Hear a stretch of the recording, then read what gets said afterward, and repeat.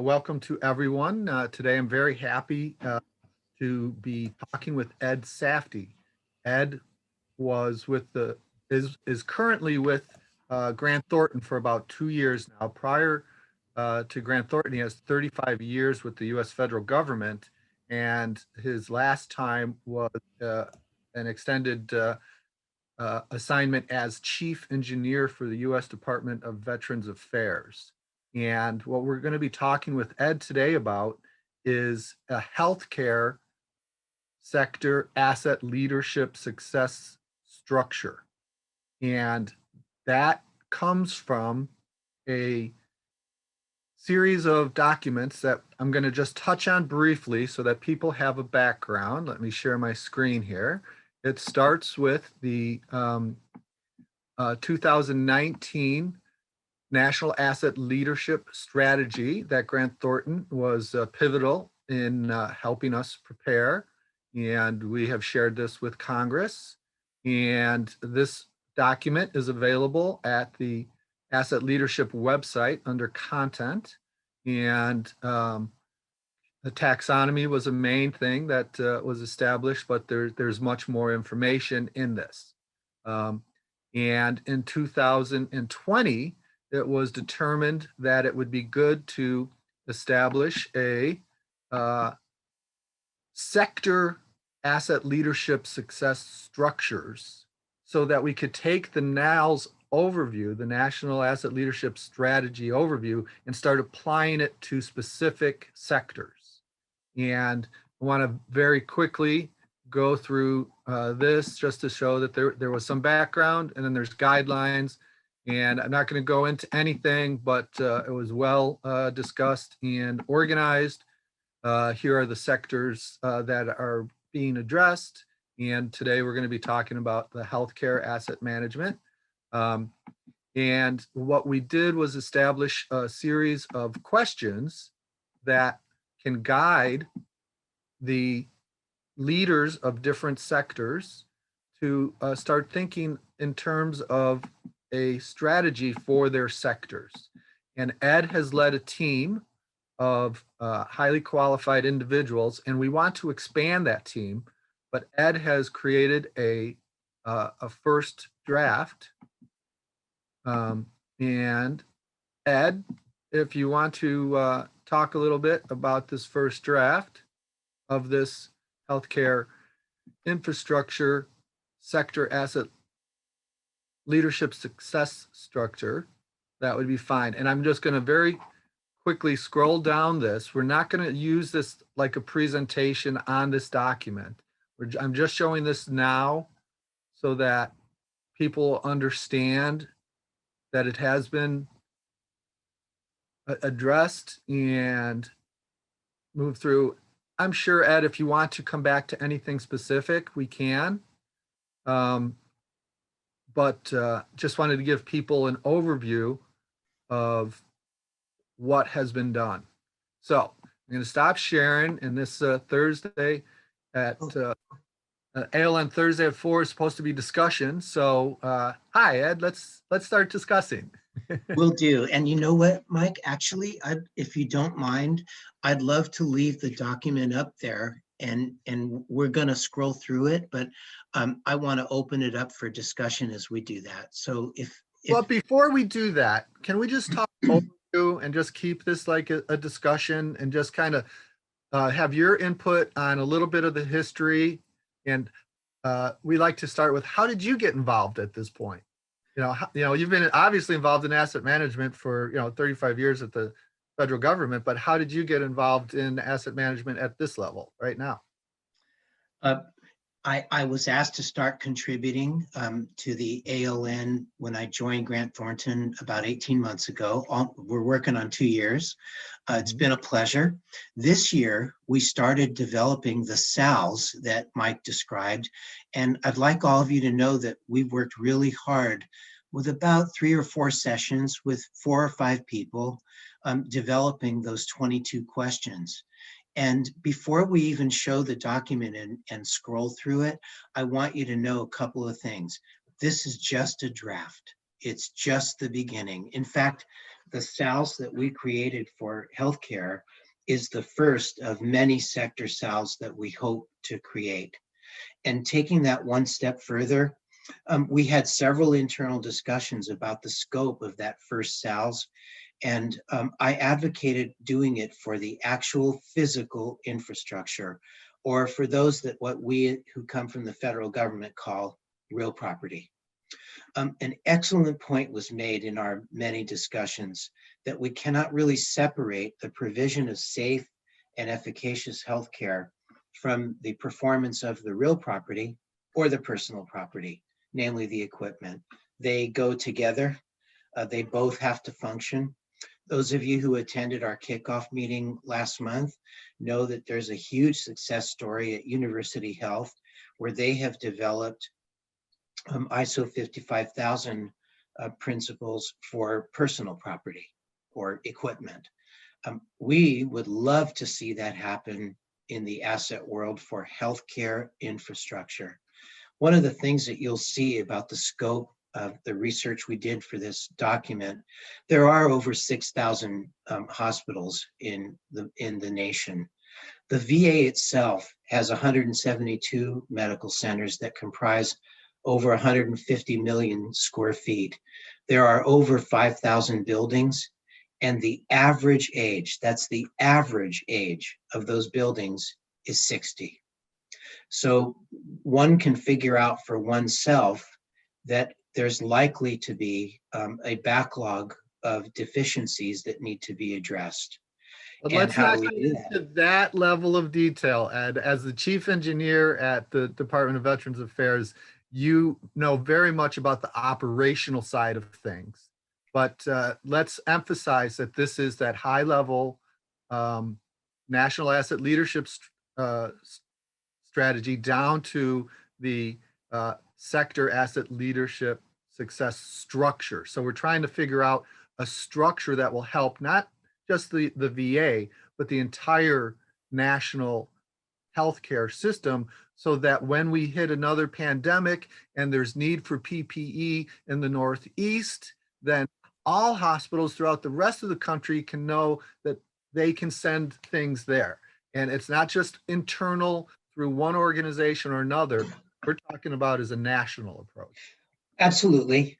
I was only providing metrics to give everybody a picture of how big this is and how much good we can do. And it Yeah. just so happens, Mike is right, it just so happens that I know those numbers, and it provides a picture of the scope, the utter magnitude of the asset for the nation for those 6,000 plus hospitals, which doesn't even include clinics, psychiatric institutions, long-term care institutions, and clinics across the nation. There are thousands and thousands of those, so much is at stake. And we didn't know how this would work when we developed those 22 questions. It was actually enlightening when we created the draft, and I asked several people to edit it in a short time frame. So a quick pause just to thank Jim, Mike, and Jack Kelly and Art Curlin from University Health, and anyone else who contributed to editing the document, because excellent points were made. And there are a couple, if we have time, there are a couple I'd like to go through if we can quickly scroll through the paper. But we answered those 22 questions, and it's informative because it shows just how much needs to be done to create a SALS and to implement the SALS. We can't do it alone. The ALN can help catalyze this, create documents, but as I said at the very beginning when I started speaking, we need your help. We would love for you out there who made time to join us today to look at the document and provide your comments and feedback. We would like it to be as tight as it can be when we present it further. Is there, pause for a moment there, Mike, and ask you if there's anything you'd like to add. Well, thank you. You had said two things that I want to pursue a little further.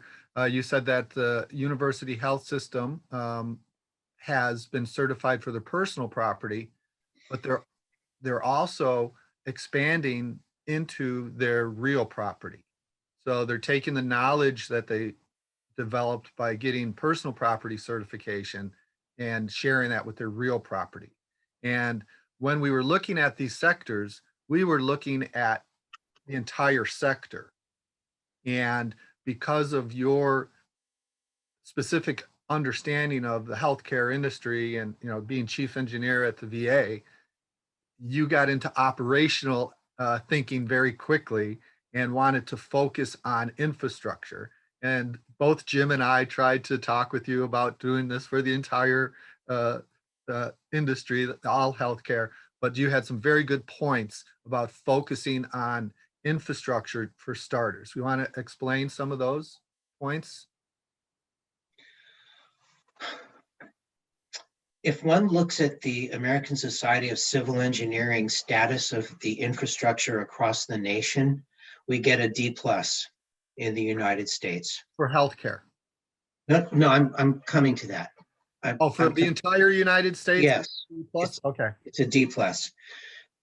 Medical centers, especially those that are Han-style campuses with 90, 200, 300 acres and multiple buildings. What's a Han style? It's like a college campus. Lots of buildings, grass, walkways, Does Han roads. stand for something? It's just a name, Okay. HAHN. Okay.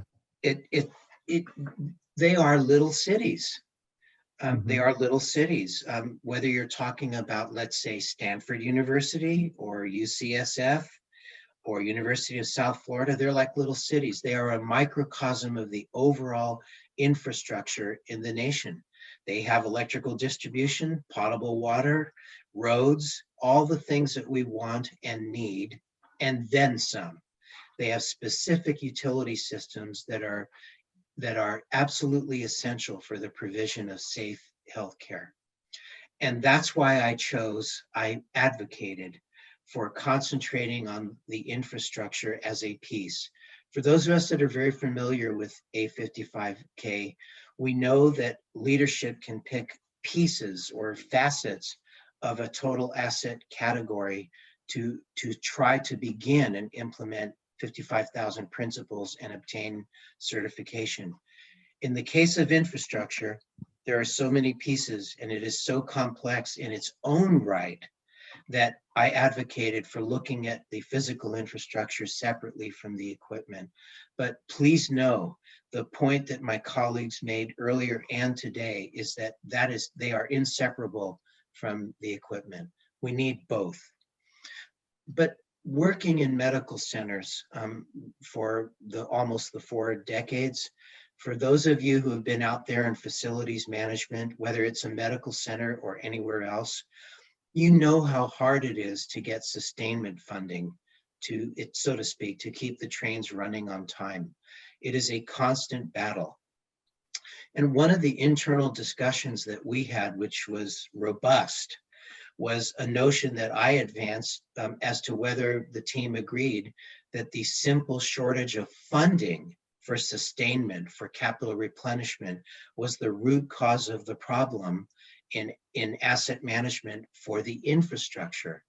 And I came to the conclusion that I was wrong. It's not just that, it's the bigger picture of asset management.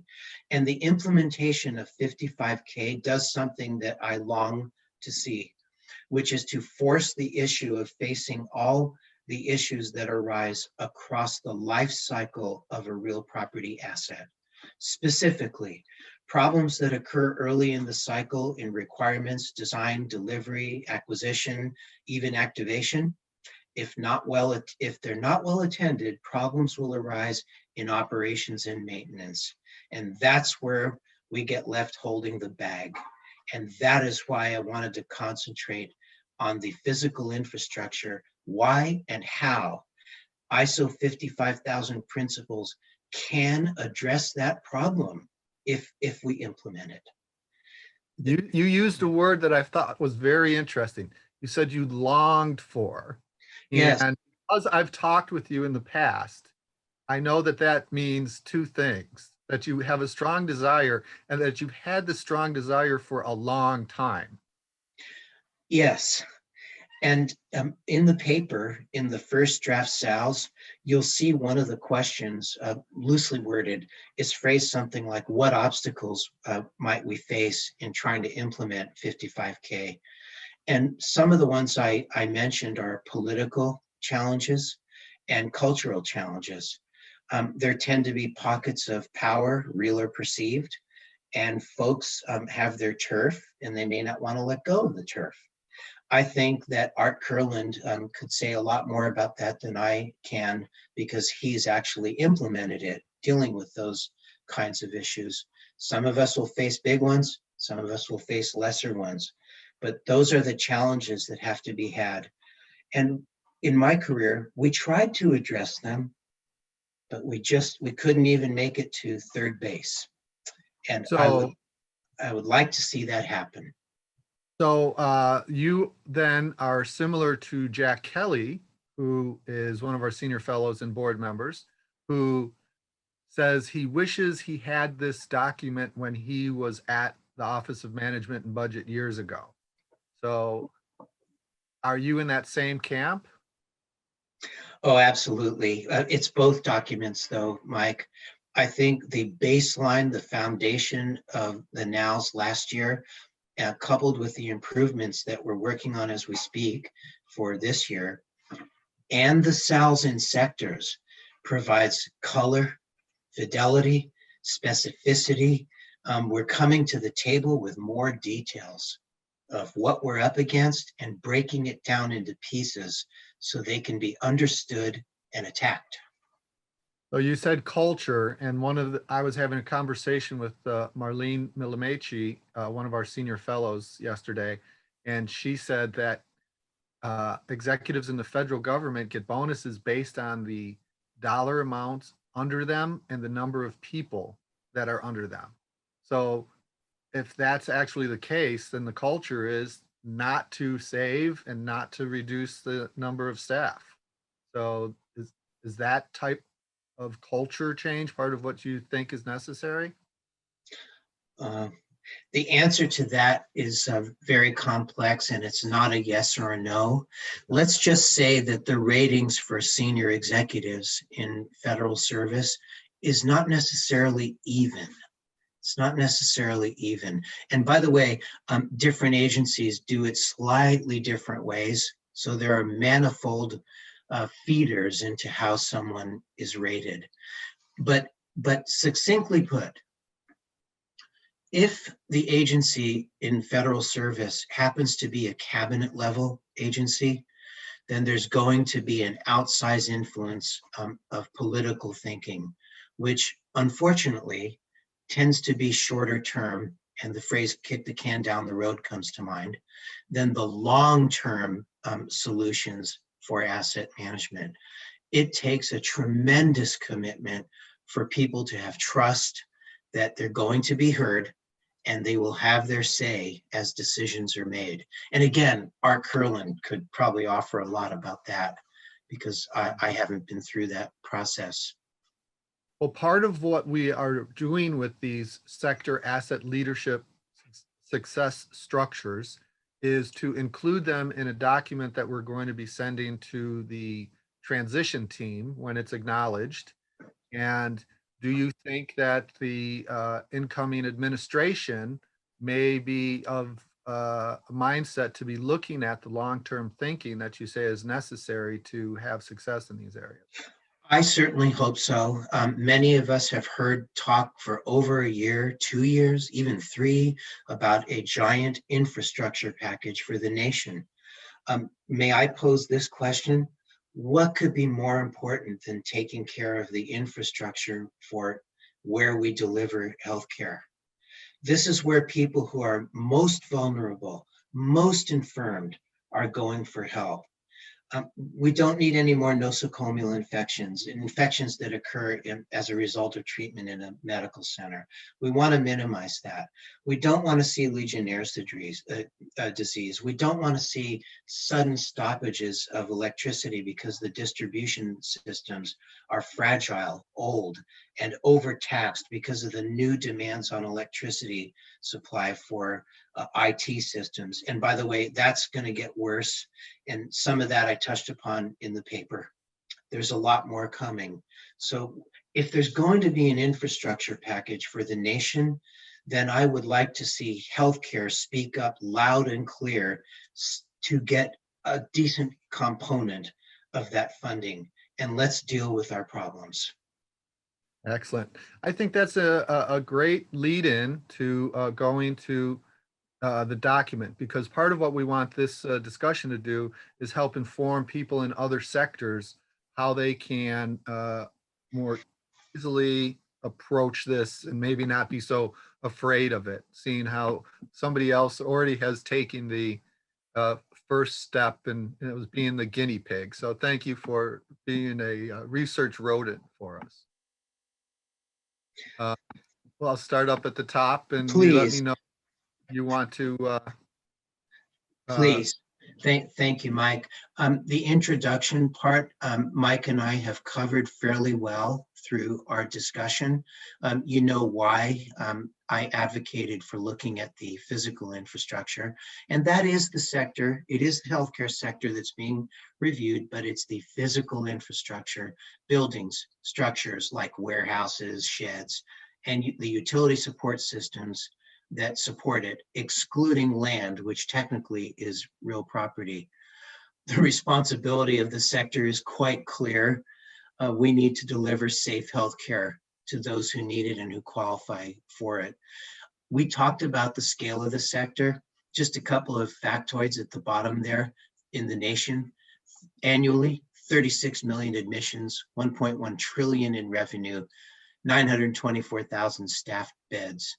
And then I mentioned about by itself, just giving an example. This is not about VA, it's about the entire nation, but it is a large institution, the largest that we have, if not in the world, for healthcare provision. So it provides a picture. And don't forget, federal government has more than that. They have the Defense Health Agency, Indian Health Services, and laboratories with HHS. What's the objective? Simply put, our job is to deliver safe, timely, and efficacious healthcare to the nation. That is the national objective.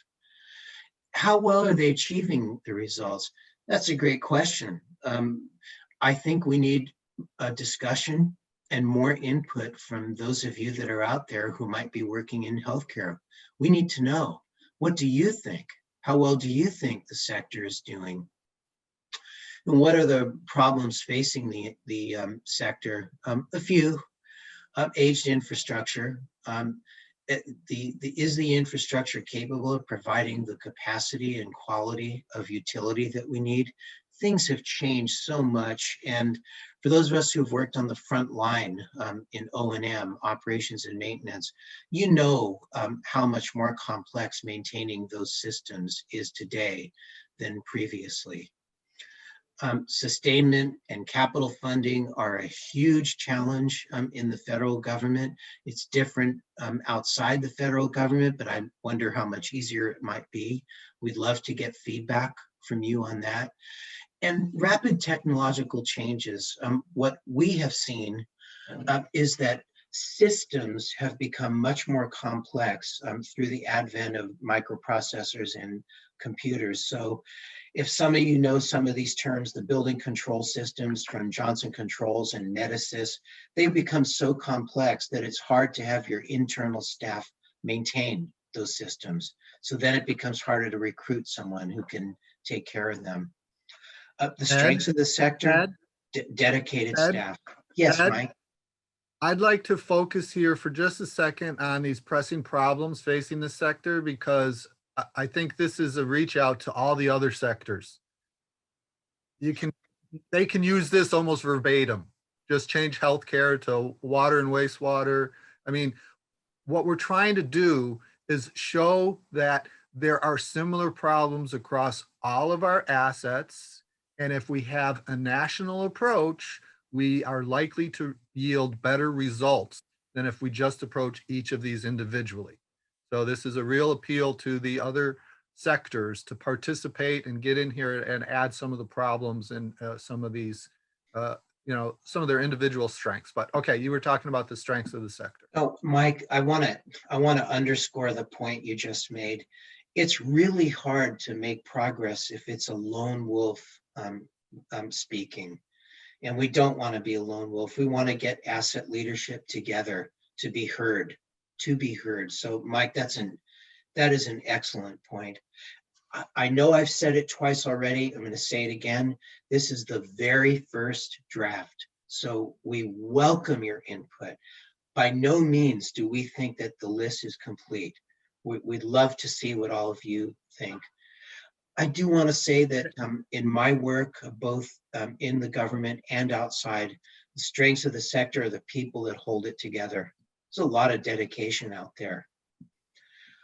Laws and regulations, excellent point. The Joint Commission is paramount.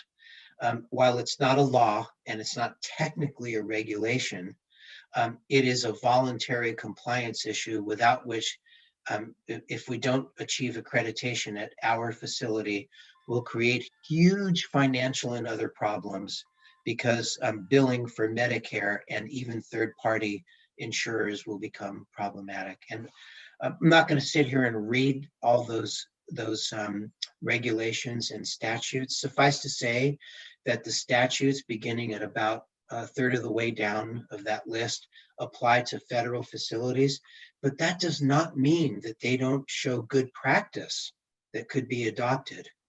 So it's quite a list. Yes. Yeah. Ed, we're getting towards the end of our regular time, and we've got questions from Art, and I know we've got Jack Kelly. So I'm gonna Nick, why don't you come in and go ahead and thank our sponsor. I'd have to stop sharing. I've done it for you, Mike. Yeah, I just thank you for bringing me in there. We are getting close to the end of our kind of scheduled time, and we want to be respectful of everyone who's in attendance and your time, Ed. So I just want to take a brief moment to share again our organizational member slide, just to say thank you, because these Thursdays wouldn't be possible, and the event, which was such a success this fall, wouldn't be possible without the support of these organizational members. So we're just really grateful. And with that, pass it back to you guys to continue the conversation at least for 2 more minutes, and hopefully Ed has a few more minutes after that. We're going long on this. We're warning everybody. If you need to go, this is your good time to go. Because Nick, I'm going to ask you to make Art Kurland a panel. Great. So ask the question live, and then Jack Kelly and Marty Rowland also. Okay. But let's let Ed continue to talk about this a little bit more. We'll just whip through this some more. So all of the other sectors are important to the healthcare sector? Absolutely. And the ones that you see in italics there touch upon, they have some form of overlap to the healthcare sector. And we can keep moving.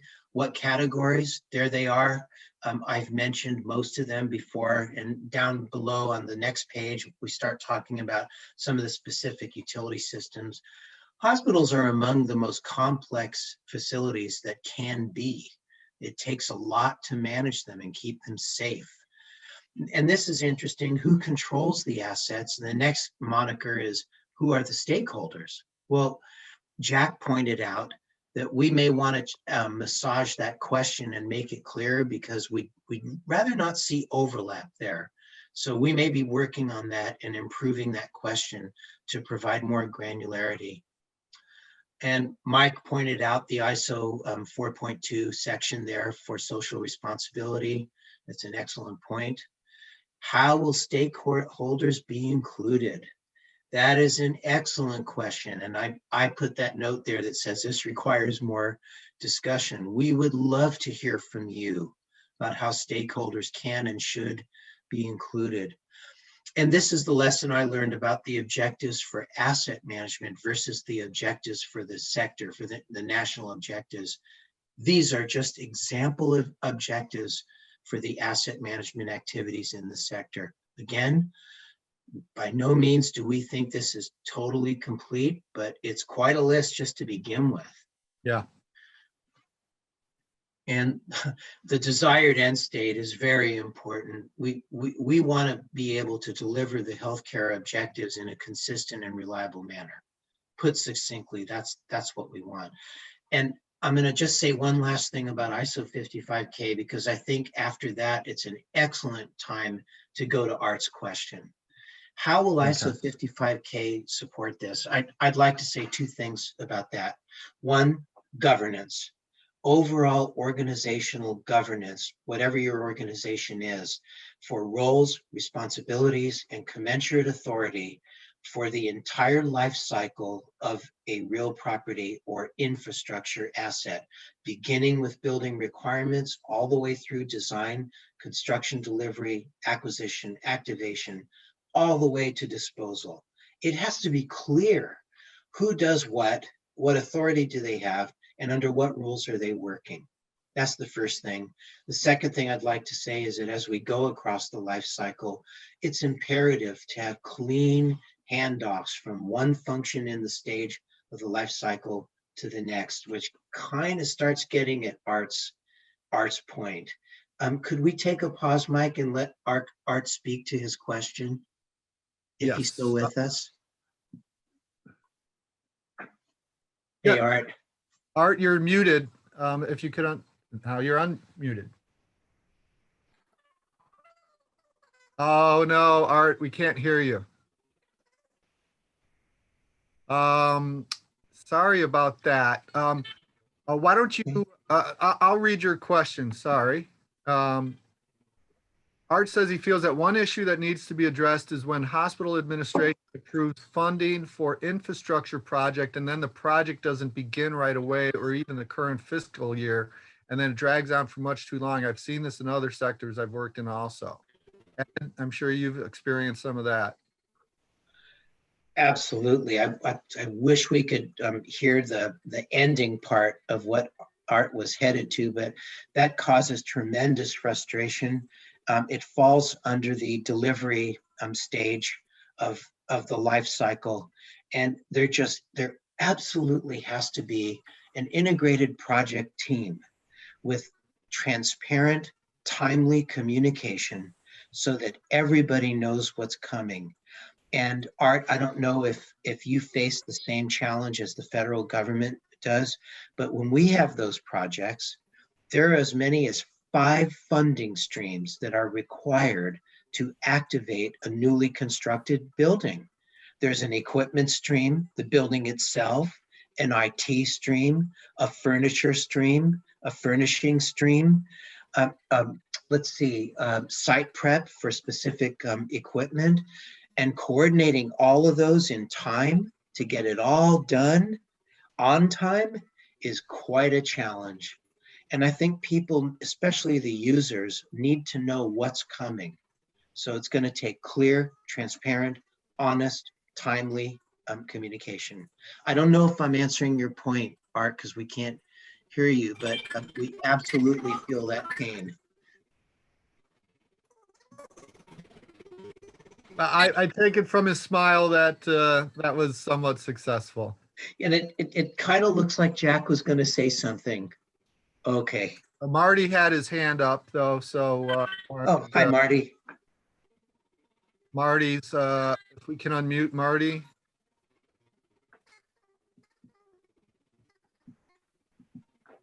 Oh. Try it one more time, Marty. Yourself? No, you're not unmuted, Marty. Okay, now? Yes, now. Okay, good. No, I really appreciate the opportunity to participate in this. And it kind of, it makes me think about the infrastructure standard that are created with ASTM. And the thing that comes to mind after listening is an aspect of that standard that was removed because I needed to get it approved. And it was the idea of the 15 types of infrastructure that were included in that was there was clusters. So if you think about education, of course. You got buildings, and you got healthcare, and you got education, and you've got water and sewage. So when you look at the clusters of infrastructure, then you start seeing that perhaps power might be the one that links all those clusters together. So I think one of the things I see as necessary is to identify a priority, because it seems like this effort is so massive that you can get bogged down, and then you get involved in 4-year cycles of the presidency.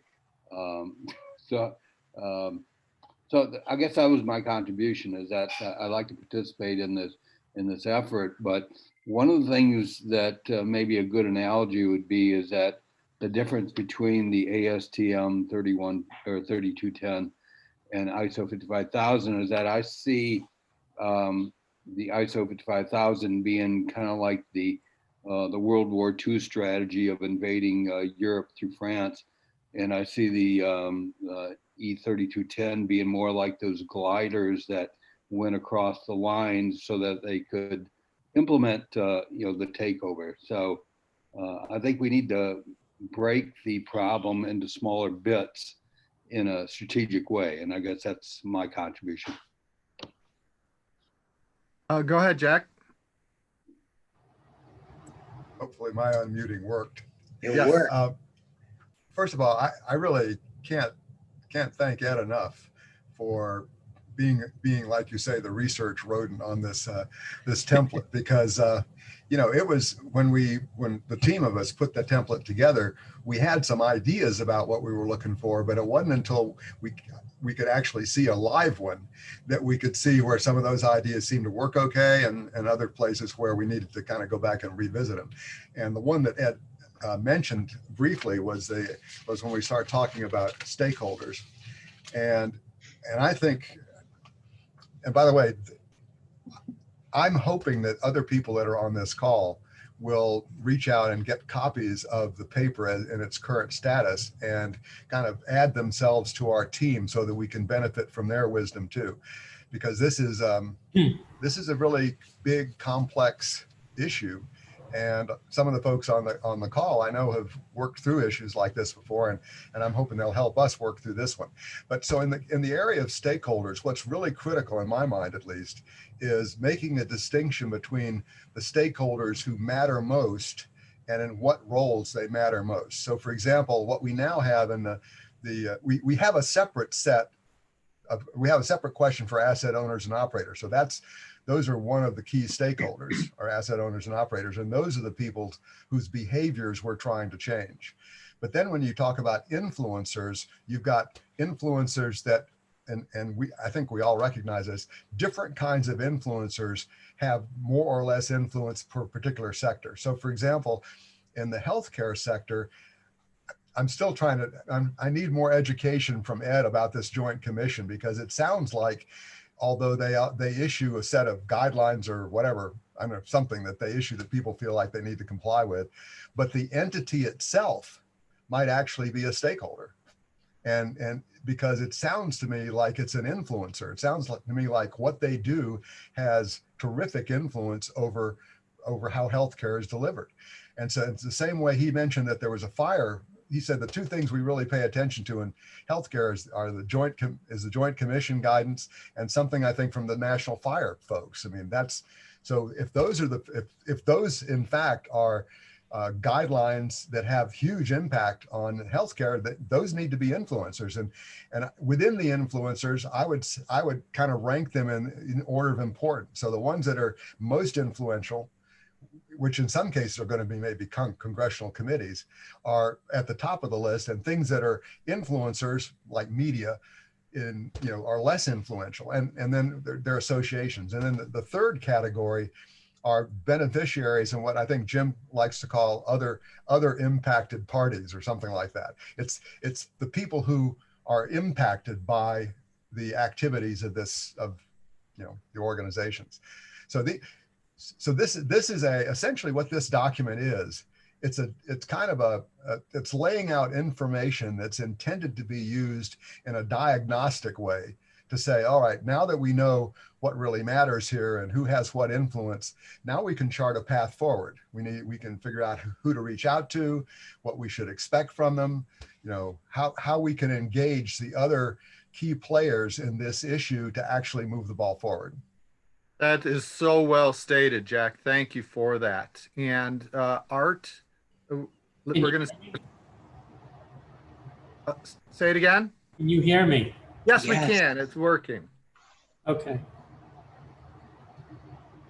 So would you- just to finish the point that I was trying to make with the timing of spending, I've heard from the CFO and other finance professionals that if facilities, for example, ask for funding for and they don't start spending that money, I mean, the budgeting process begins for us like in, you know, September, October.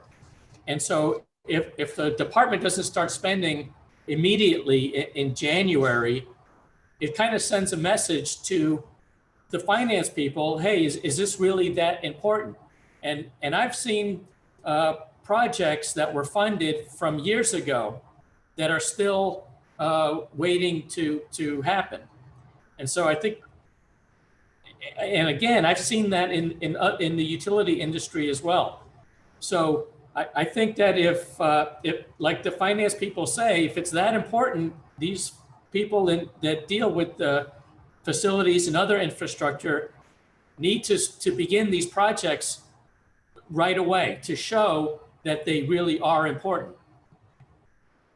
Well, we have the honor of Peter Kohler joining us from Australia, and he has already done this type of thing. So Peter, if you would like to comment on what has been successful with what you have done in Australia in addressing some of these issues, and maybe comment now that you've seen our national asset leadership strategy with our combined with our one of our first sector strategies. Yeah, you know, I have been involved in health in Australia, and one of the things that I think and I can't comment at all about the details of how things are funded and otherwise within the US. Clearly, I can't. But the way I would say to start off with, a fantastic presentation by Ed. You have a lovely turn of phrase apart from anything else, Ed, and the passion in the middle of that too is really outstanding. So I was very happy to hear you talk today. So well done for that. Thank you. What I would say is that in relation to health, there are many problems in health. From bluntly practitioners, clinicians thinking they understand how to run some of this stuff, and that's one of the issues. But one of the things that I tried to do here in Australia is try and talk to the senior people in health and ask them, ask them to get involved with and team with and benchmark with other organizations. For example, and this sounds extraordinarily way out, but one of the health regions that I was working with some years ago, I actually suggested that they should benchmark themselves against Qantas. Now, Qantas is an airline, right? And I know a lot about Qantas, but one of the reasons that's so good is that airlines are very good at delivering machines that work lots of the time. In other words, availability, on-time running is what they live on. If they lose 1% on-time running, their profitability dives dramatically. And so they pay very close attention to those sorts of statistics, but they also are very good at figuring out how to deliver kit, aircraft and all the other stuff that works well for a long time. In other words, high availability. Availability equals money. I know health is not in the middle of not making money, but health is there to deliver health care. So the more machines and systems are available, the more health care that can produce. But but the impact of that would then drives down into, well, how do I do this stuff? It's one thing to talk about that, and how do you do that? So one of the things that I would suggest here is rather than one of the things I would suggest is look a little bit outside of health to find the areas that can really help you do things and look at things differently. That is part of the approach. So yep. Anyway, Sure. so anyway, thank you for calling me. And I was, for me, it's a little bit early in the morning. So, but so I wasn't expecting to be called in here, but I can talk underwater, so it's okay. Yeah. So Australia is so far ahead of the world. It's a leader in this. So what do you think are some of the secrets to your success of having a nationally recognized asset management success? Oh, gee, that's a large question. My goodness me, in health. No, for all for the national, for the whole nation. You've been. Yes, I addressed some of this stuff in the talk I gave a few weeks ago, a couple of weeks ago. True. But essentially, and it starts with I think two things. But the first one is politically.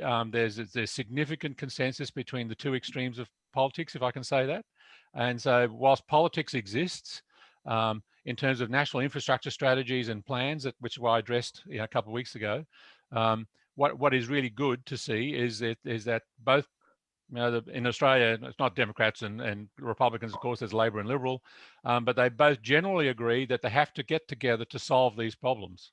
And because having competing demands just means it just never happens, because one, certainly in Australia, and it's the same in the United States as well, where federally you might have a Liberal government, state, and that's generally the way these happen. Actually, you look at Australia, at a federal level, it might be one political flavour, and at a state level, it's another. So the Australian public tends to think, I think, that we need a balance of these things. Not just one extreme.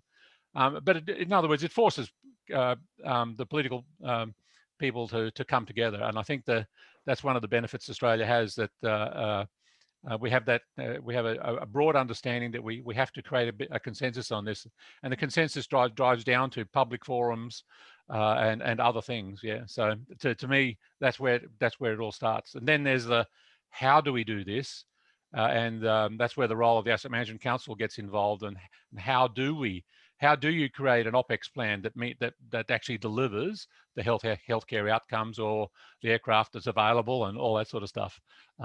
So there's the consensus, there's the how to, and the role of the Asset Management Council, I suspect, much like the Asset Leadership Network, is to then tell people that there are ways of doing this, and you don't create a maintenance plan off the back of a fag packet, and you don't create a maintenance plan by talking to OEMs, although they're an interesting input, but you don't create a maintenance plan by just copying what the OEM says, the original equipment manufacturer, all those sorts of issues. There are a number of, we call them myths, MYTHS.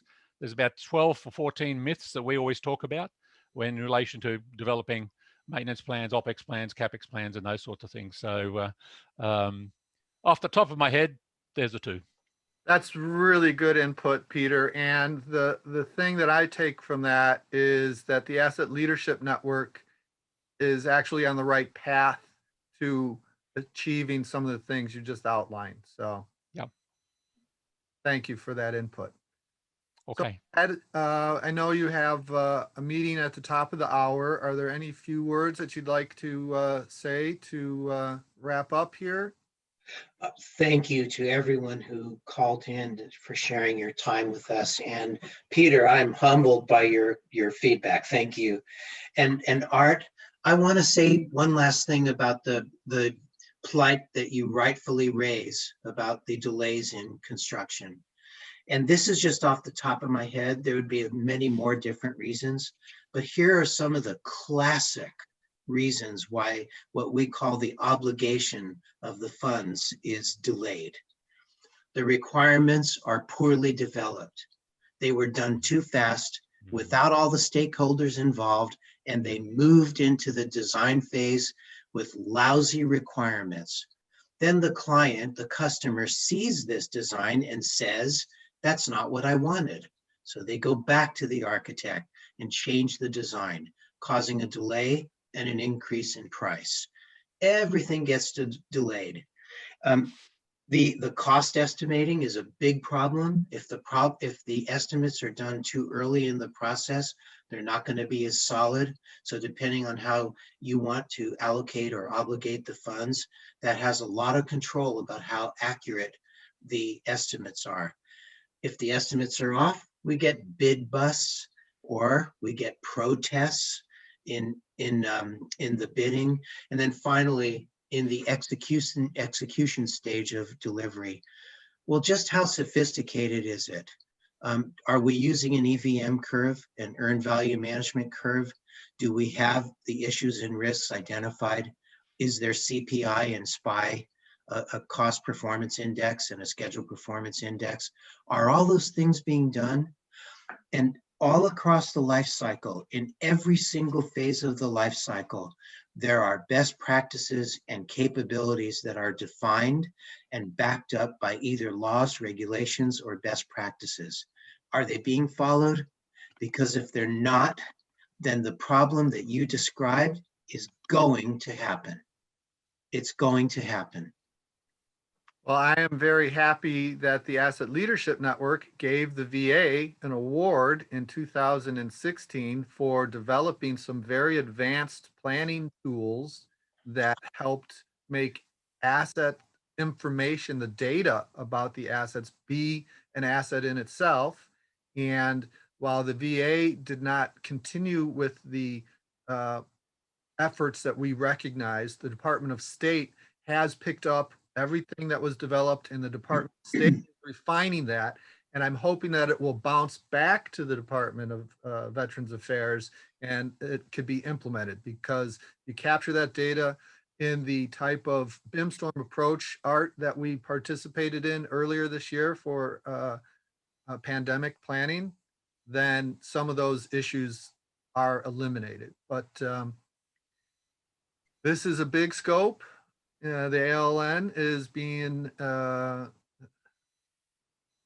quite audacious in its plans, but we have received permission from the Biden-Harris transition team to submit documents, and that the Board of Advisors will deliver them to the appropriate people. So we're on the right path. Thank you all for your hard work and participation in this, and let's keep it up, and look forward to seeing you all next week.